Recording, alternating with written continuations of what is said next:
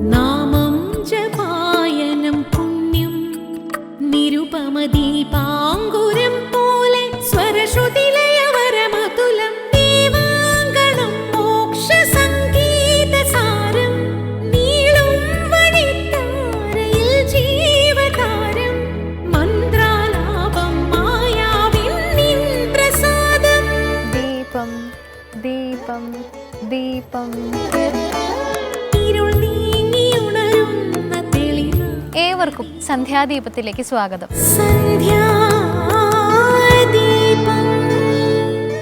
മനുഷ്യജീവിതം അമൂല്യമാണ്.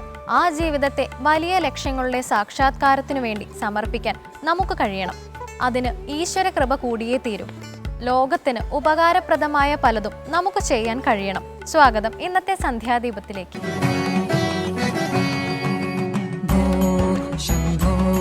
ശിവ ശംഭോ സ്വയംഭോ ശംഭോ ശിവ ശംഭോ. ഇത് പത്മനാഭപുരം കൊട്ടാരത്തിന്റെ കിഴക്ക് ഭാഗത്തായി സ്ഥിതി ചെയ്യുന്നു. മാർത്താണ്ഡവർമ്മയുടെ കാലത്ത് പുനരുദ്ധരിച്ച ഈ ക്ഷേത്രം തഞ്ചാവൂർ ശില്പകലയുടെ ലക്ഷണങ്ങൾ തികഞ്ഞതാണ്. സ്വയംഭോ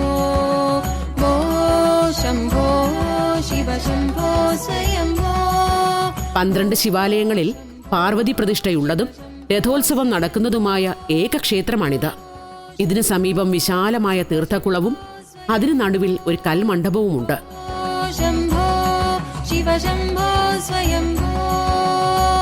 1744 മാർത്താണ്ഡവർമ്മ രാജ്യതലസ്ഥാനം കൽക്കുളത്ത് സ്ഥാപിക്കുകയും ഈ സ്ഥലത്തിന് പത്മനാഭപുരം എന്ന് നാമകരണം. സൗന്ദര്യലഹരി എന്ന കൃതി കുമാരനാശൻ മലയാളത്തിലേക്ക് പരിഭാഷപ്പെടുത്തിയിട്ടുണ്ട്. ഇതിന്റെ ആദ്യത്തെ 41 ശ്ലോകങ്ങൾ ആനന്ദലഹരി എന്ന പേരിലാണ് അറിയപ്പെടുന്നത്. ദേവിയുടെ മഹാത്മ്യം വർണ്ണിക്കുന്ന ആനന്ദലഹരി പാരായണത്തിന് ഉചിതമായ ഒരു ഗ്രന്ഥമാണ്. കേൾക്കാം സന്ധ്യാനാമം.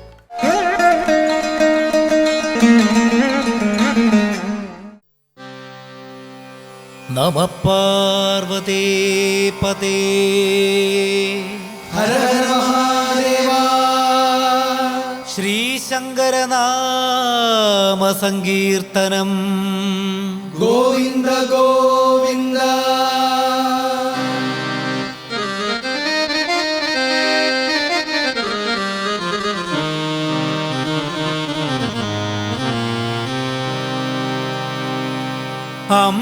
അമ്പലമില്ലാതെ ആൽത്തറയിൽ വാഴും ഓംകാരമൂർത്തി ഓച്ചിറയിൽ പരബ്രഹ്മമൂർത്തി ഓച്ചിറയിൽ. അമ്പലമില്ലാതെ ആൽത്തറയിൽ വാഴും ഓംകാരമൂർത്തി ഓച്ചിറയിൽ പരബ്രഹ്മമൂർത്തി.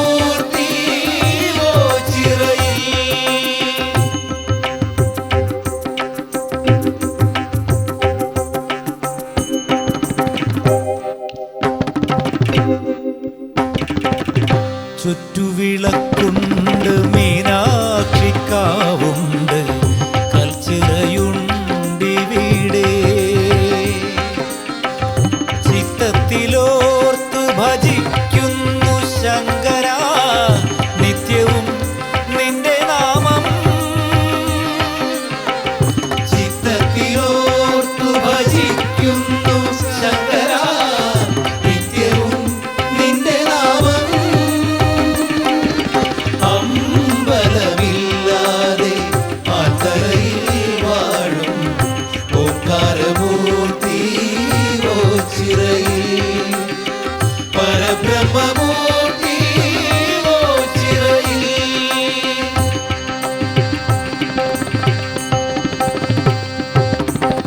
മുടന്തനും കുരുടനും ഊമയും വിവിധ ദുഃഖിതരായവരും നൊന്തു വിളിക്കുകിൽ കാരുണ്യമേകുന്ന ശംഭുവേ കൈ തൊഴുന്നേ. നൊന്തു വിളിക്കുകിൽ കാരുണ്യമേകുന്ന ശംഭുവേ കൈ തൊഴുന്നേ. അമ്പലമില്ലാതെ ആൽത്തറയിൽ വാഴും ഓംകാരമൂർത്തി ഓച്ചിറയിൽ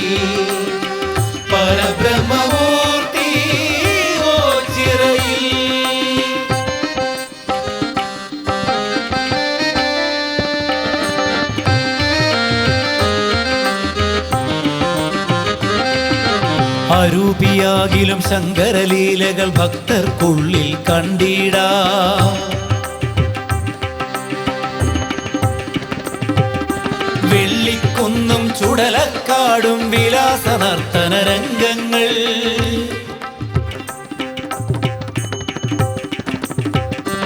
ഉടുക്കിലുണരും ഓംകാരത്തിൽ ചോടുകൾ ചടുരമയിളകുന്നു.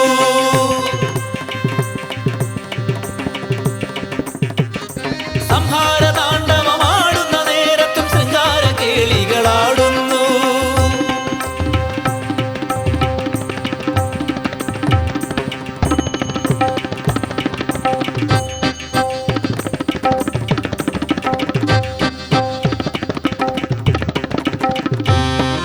കാമനെ ചുട്ടൂരു കണ്ണിൽ കനലല്ല, കാമമാണിപ്പോൾ ജ്വലിപ്പതെങ്ങോ.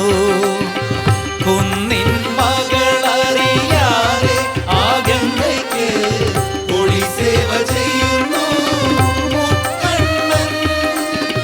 കുന്നിൻ മകളറിയാതെ ആകന്നയ്ക്ക് ഒളി സേവ ചെയ്യുന്നു മുക്കണ്ണൻ.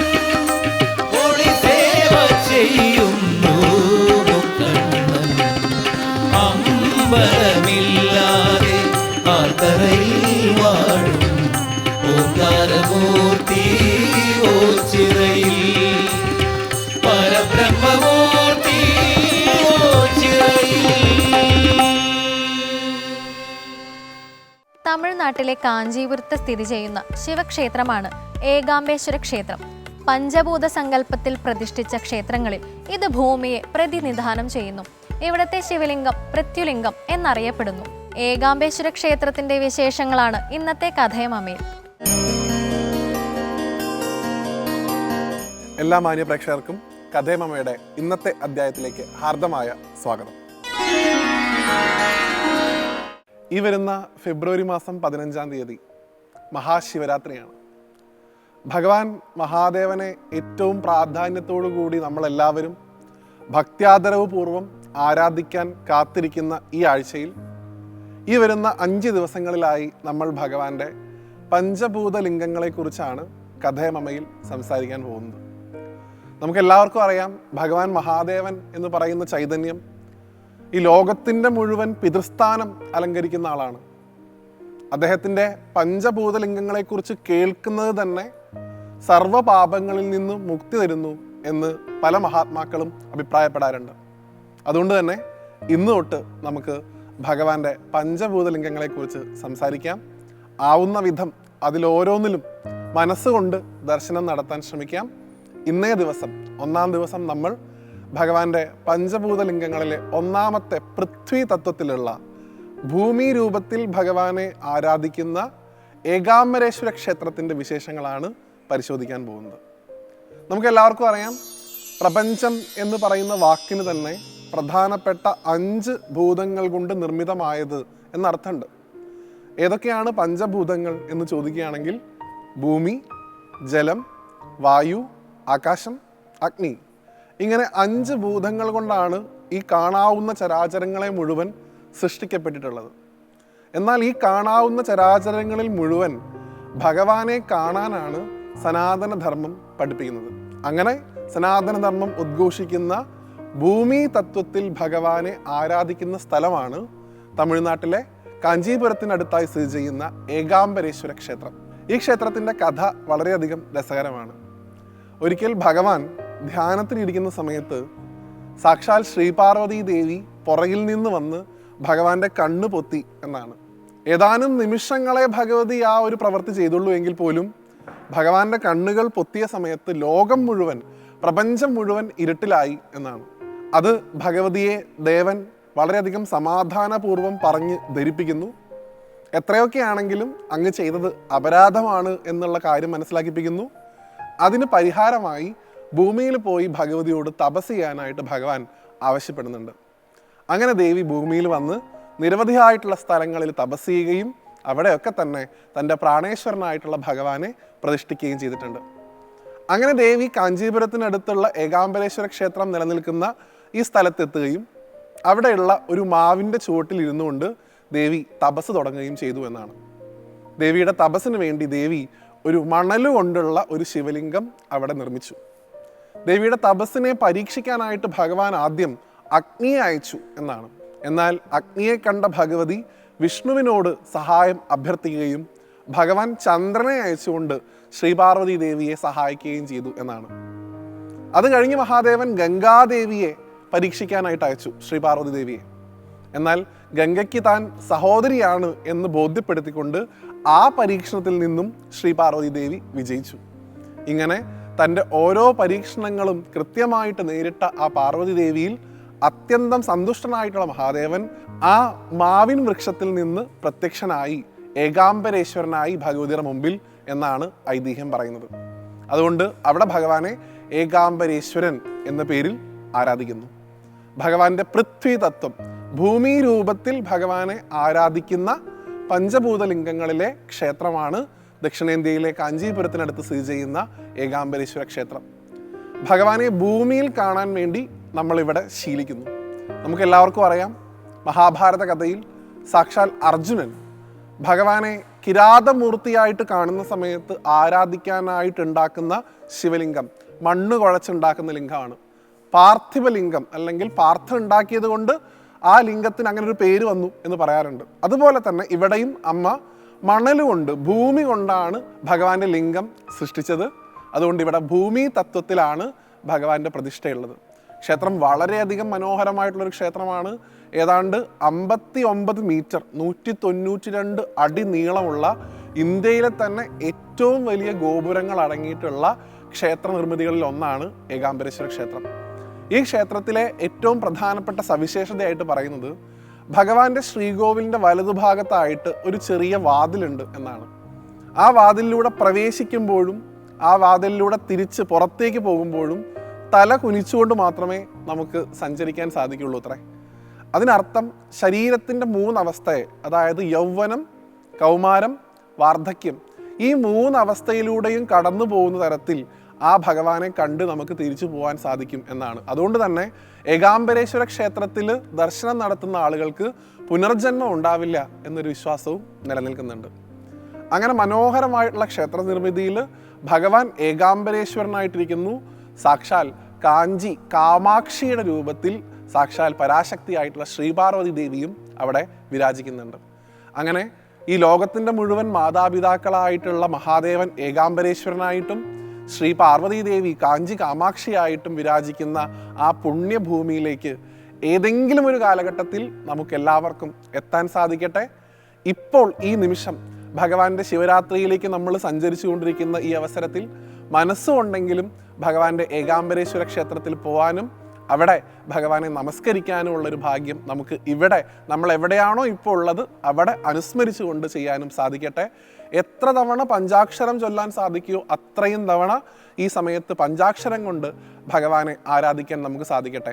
ഓരോ തവണ പഞ്ചാക്ഷരം ചൊല്ലുമ്പോഴും നമ്മളുടെ മനസ്സിൽ ആ ശ്രീപാർവതി ദേവി ഭഗവാനെ ആരാധിക്കാനായിട്ട് ഏകാംബരേശ്വര ക്ഷേത്രത്തിൽ സ്ഥാപിച്ച ആ മണലുകൊണ്ടുള്ള അല്ലെങ്കിൽ ഭൂമി തത്വം കൊണ്ടുള്ള ശിവലിംഗത്തിൻ്റെ രൂപം ആത്മലിംഗമായിട്ട് നമ്മളുടെ ഓരോരുത്തരുടെയും മനസ്സിൽ പ്രകാശിക്കട്ടെ എന്ന് ഭഗവാനോട് പ്രാർത്ഥിച്ചുകൊണ്ട് അടുത്ത ഭഗവാന്റെ പഞ്ചഭൂതലിംഗങ്ങളിലെ ക്ഷേത്ര സന്നിധിയെക്കുറിച്ചുള്ള വിശേഷങ്ങളുമായി വീണ്ടും കാണുന്നവരെ എല്ലാവർക്കും നന്ദി, നമസ്തേ. ദൈവം ഒന്നേയുള്ളൂ.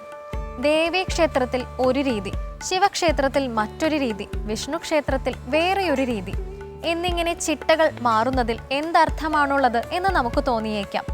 ഉത്തരം വളരെ ലളിതമാണ്. ഈശ്വര സാക്ഷാത്കാരം എന്ന ഒറ്റ ലക്ഷ്യത്തിലേക്കുള്ള ഭിന്ന മാർഗങ്ങളാണ് ഓരോ മൂർത്തി പൂജയും. കാണാം ഇന്നത്തെ ദീപാരാധന കാഴ്ചകൾ.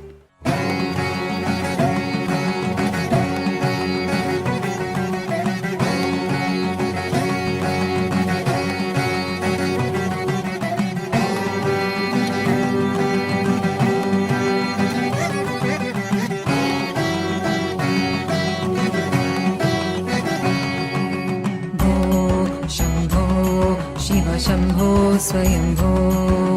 സൃഷ്ടിസ്ഥിതി സംഹാരത്തിന്റെ എല്ലാ സൗകുമാര്യങ്ങളും ഒത്തുചേരുന്ന ശ്രീ പരമേശ്വരന്റെ ആവാസസ്ഥാനം കരമന നീറമൺകര മഹാദേവ ക്ഷേത്രത്തെ ഇത്തരമൊരു വിശേഷണത്തിൽ ഒതുക്കാം. തിരുവനന്തപുരം നഗരത്തിലെ അതിപുരാതനമായ ശിവക്ഷേത്രമാണ് നീറമൺകര ശിവക്ഷേത്രം. തമ്പാനൂരിൽ നിന്ന് 3 കിലോമീറ്റർ ദൂരമേ നീറമൺകര മഹാദേവ ക്ഷേത്രത്തിലേക്കുള്ളൂ.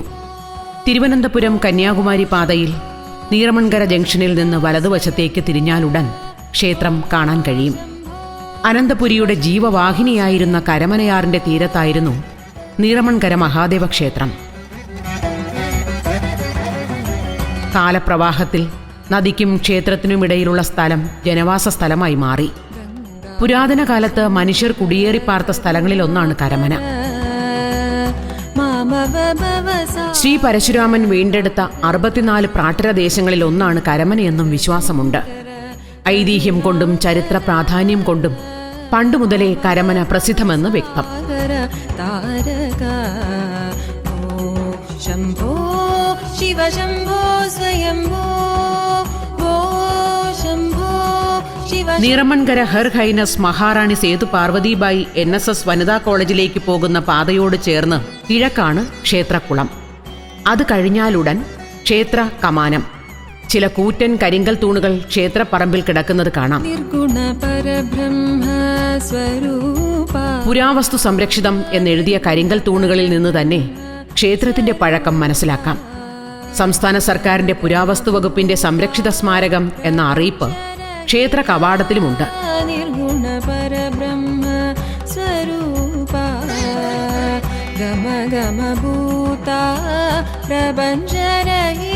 ഹൈന്ദവ വിശ്വാസികളുടെ മഹത്തായ പുരാണങ്ങളിൽ ഒന്നാണ് ശിവപുരാണം. 18 പുരാണങ്ങളിൽ പ്രശസ്തമായതും 4ാം സ്ഥാനം അലങ്കരിക്കുന്നതുമായ ശിവപുരാണത്തിലെ മന്ത്രങ്ങൾ മുഴങ്ങുന്ന ഭഗവാന്റെ സവിധമാണ് നീറമൺകര മഹാദേവ ക്ഷേത്രം.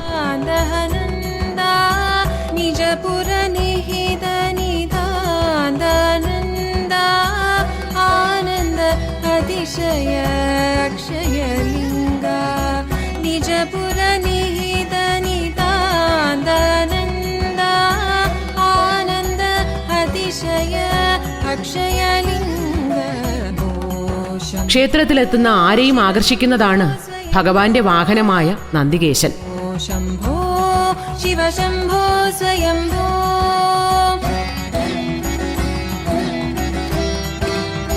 അനന്തപുരിയിലെ ശിവക്ഷേത്രങ്ങളിൽ വലിപ്പം കൊണ്ട് നീറമൺകര മഹാദേവ ക്ഷേത്രത്തിലെ നന്ദികേശൻ മുന്നിൽ നിൽക്കുന്നു.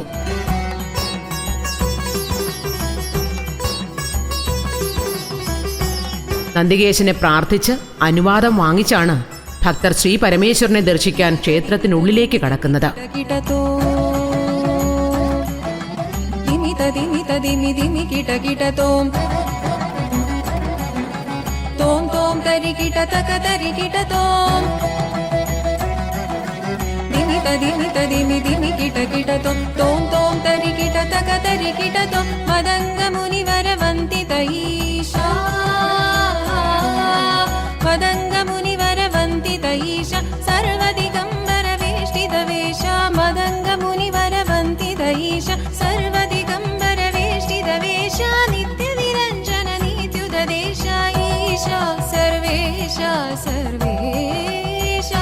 എല്ലാ അമ്പലങ്ങളിലും നന്ദി അകത്താണ് ഇരിക്കുന്നത്. പക്ഷേ നമ്മുടെ നന്ദി പുറത്താണ്. അതിന് ഒരുപാട് കാരണങ്ങളുണ്ട്.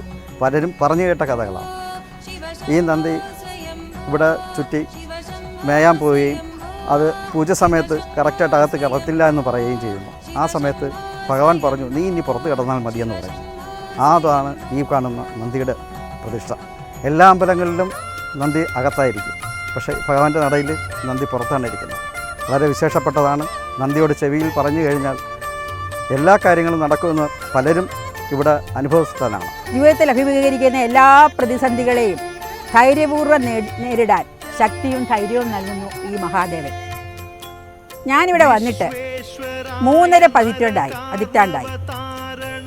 2 ഘോരമായ വെള്ളപ്പൊക്കം ഉണ്ടായി. എന്നിട്ടും നീറമൺകര നിവാസികൾക്ക് വലിയ നഷ്ടമുണ്ടായില്ല. അതിന് കാരണം നീറമൺകര മഹാദേവനാണ്. കർപ്പൂര കാന്തി ധവളായ ജടാധരായ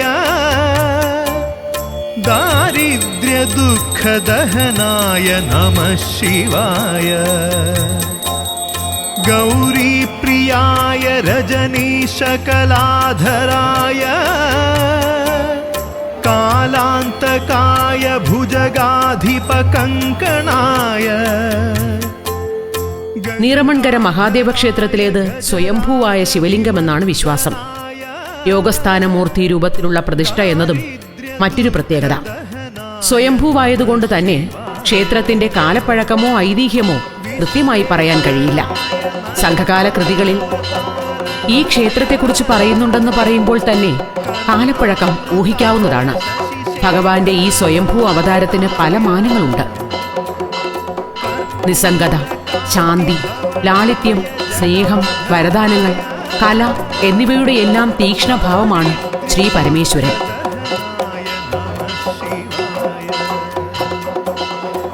സർവം തികഞ്ഞ ഈശ്വര സങ്കല്പത്തിന്റെ ഉത്തമഭാവം.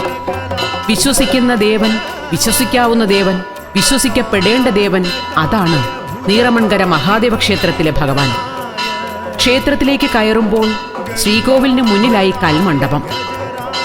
കൽമണ്ഡപത്തിൽ രാവിലെയും വൈകുന്നേരവും മുടങ്ങാതെയുള്ള വേദസൂക്ത പാരായണം ക്ഷേത്രത്തിന്റെ ആത്മീയ പാരമ്പര്യം വ്യക്തമാക്കുന്നു.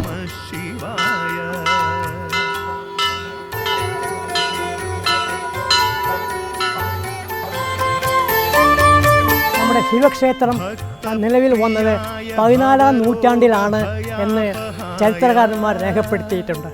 പക്ഷേ അതിനു മുമ്പേ തന്നെ ഇവിടെ ഒരു ക്ഷേത്രം ഉണ്ടായിരുന്നു എന്നും, കാരണം ഈ ക്ഷേത്രത്തിൽ കിടക്കുന്ന ചില ശിലാവിഗ്രഹങ്ങൾ അത് കാലം തെളിയിക്കുന്നുണ്ട്.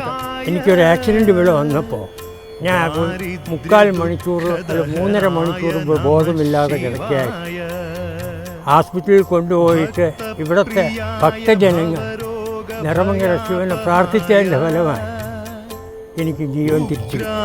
ദുർഗഭവസാഗര താരണായ ജ്യോതിർമയായ ദേവീ സമേതനല്ലാതെ ശിവൻ ഒറ്റയ്ക്കിരിക്കുന്ന ക്ഷേത്രമാണ് നീറമൺകര മഹാദേവ ക്ഷേത്രം. ഇത്തരം പ്രതിഷ്ഠയുള്ള ക്ഷേത്രത്തിൽ ശ്രീ പരമേശ്വരൻ ഭക്തർക്ക് മോക്ഷമാർഗം ചൊരിയുന്നു എന്നാണ് സങ്കല്പം.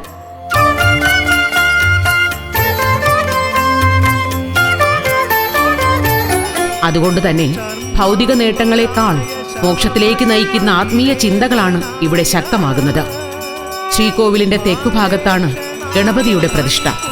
ജീവിതത്തിലെ വിഘ്നങ്ങൾ മാറിക്കിട്ടാൻ ഇവിടെ മുടങ്ങാതെ ഗണപതി ഹോമം ഭക്തർ നടത്തിവരുന്നു. ക്ഷേത്രത്തിന്റെ വടക്കുഭാഗത്ത് ചതുർബാഹുവായ മഹാവിഷ്ണുവിന്റെ പ്രതിഷ്ഠയുള്ള ക്ഷേത്രനടയാണ്. മഹാവിഷ്ണുവിന് ഈ അമ്പലത്തിൽ പ്രത്യേക പ്രാധാന്യമാണുള്ളത്. അതിനു മുന്നിലായി നാമമണ്ഡപം. മഹാവിഷ്ണു ക്ഷേത്രത്തിനോട് ചേർന്ന് വടക്കുമാറിയാണ് ദുർഗാദേവിയുടെ പ്രതിഷ്ഠ. ചുറ്റമ്പലത്തിന് പുറത്ത് കന്നിമൂലയിലാണ് ശാസ്താവിന്റെ പ്രതിഷ്ഠ.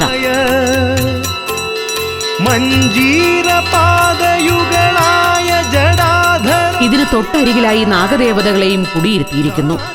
ഉപദേവതകൾക്ക് പ്രാധാന്യം കൊടുത്തുകൊണ്ടുള്ള പൂജാക്രമങ്ങളാണ് നീറമൺകര മഹാദേവ ക്ഷേത്രത്തിലുള്ളത്. ദൈവീക മാനുഷിക യാഗങ്ങളാണ് ഇവിടെ നടക്കുന്ന ചടങ്ങുകളെല്ലാം. തിരുവിതാംകൂർ ദേവസ്വം ബോർഡിന്റെ വെള്ളായണി സബ് ഗ്രൂപ്പിൽ ഉൾപ്പെട്ടതാണ് നീറമൺകര മഹാദേവ ക്ഷേത്രം. കുംഭത്തിലെ ശിവരാത്രിയാണ് ഇവിടത്തെ പ്രധാന ഉത്സവം. ഹേമാംശുകായ ഭുവനത്രയമണ്ഡിതായ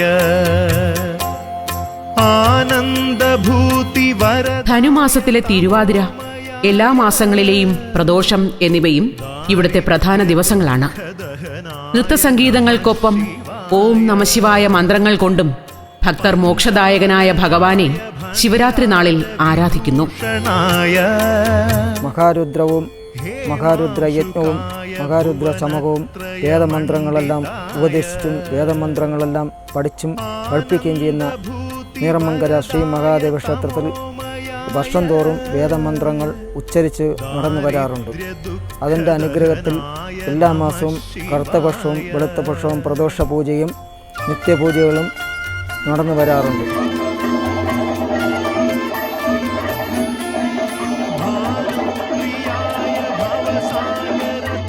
പൂർണ്ണമായും കരിങ്കലിൽ തീർത്തതും വൃത്താകൃതിയിലുള്ളതുമാണ് ശ്രീകോവിൽ. പുറമേ വൃത്താകൃതിയിലും ഉള്ളിൽ ചതുരാകൃതിയിലും നിർമ്മിച്ചിട്ടുള്ള അത്യപൂർവ ശ്രീകോവിലാണ്. മുക്കാൽവട്ടം എന്ന് വിളിക്കുന്ന ഈ മാതൃകയിലുള്ള ക്ഷേത്ര നിർമ്മാണം സാന്ധാരം എന്നും അറിയപ്പെടുന്നു. ഇത്തരം പ്രത്യേകതകളോടെ നിർമ്മിക്കപ്പെട്ട ശ്രീകോവിലിനുള്ളിൽ കിഴക്കോട്ട് ദർശനമായാണ് ഭഗവാൻ കുടികൊള്ളുന്നത്. ശ്രീകോവിലിനു മുകളിലുള്ള ഗോപുരത്തിലെ പ്രതിമകൾ പുരാതന ശില്പവൈദഗ്ധ്യത്തെ ഓർമ്മപ്പെടുത്തുന്നു.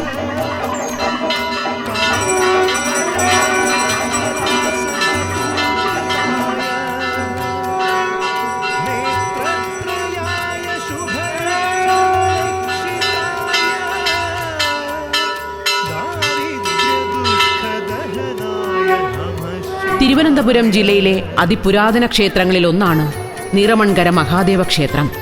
ക്ഷേത്രത്തിന്റെ നിർമ്മാണ രീതികളിൽ നിന്ന് നൂറ്റാണ്ടുകളുടെ കാലപ്പഴക്കം മനസ്സിലാക്കാം. ഇത് കണക്കിലെടുത്താണ് 1940 തന്നെ തിരുവിതാംകൂർ സർക്കാർ ക്ഷേത്രത്തെയും പരിസരത്തെയും സംരക്ഷിത സ്മാരകമായി പ്രഖ്യാപിച്ചത്. ഇന്നിപ്പോൾ സംസ്ഥാന പുരാവസ്തു വകുപ്പിന്റെ കീഴിലുള്ള സംരക്ഷിത സ്മാരകമാണ് ഈ ക്ഷേത്രം. പുരാവസ്തുവിന്റെ നിയന്ത്രണത്തിലാണെങ്കിലും പൂജകൾക്കും ചടങ്ങുകൾക്കും തടസ്സമൊന്നുമില്ല. ദാരിദ്ര്യ ദുഃഖദഹനായ നമഃ ശിവായ. ത്രിമൂർത്തികളും 33 ദൈവങ്ങളും കുടികൊള്ളുന്ന ഭാരത പുണ്യഭൂമിയിൽ ദേവചൈതന്യവും സാന്നിധ്യവും കൊണ്ട് കാലാകാലങ്ങളായി ഭക്തരെ അനുഗ്രഹിക്കുന്ന ദേവസവിധമാണ് നീറമൺകര ശ്രീ മഹാദേവ ക്ഷേത്രം.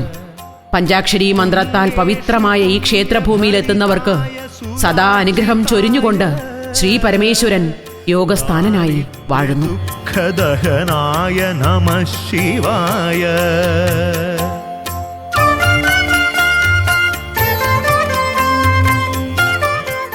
ഓരോ മനുഷ്യനും ജീവിതത്തിൽ അറിഞ്ഞോ അറിയാതെയോ ചെയ്യുന്ന നല്ലതും ചീത്തയുമായ കർമ്മങ്ങളുടെ ഫലങ്ങളാണ് പിന്നീട് സുഖവും ദുഃഖവുമായി ഭവിക്കുന്നത്.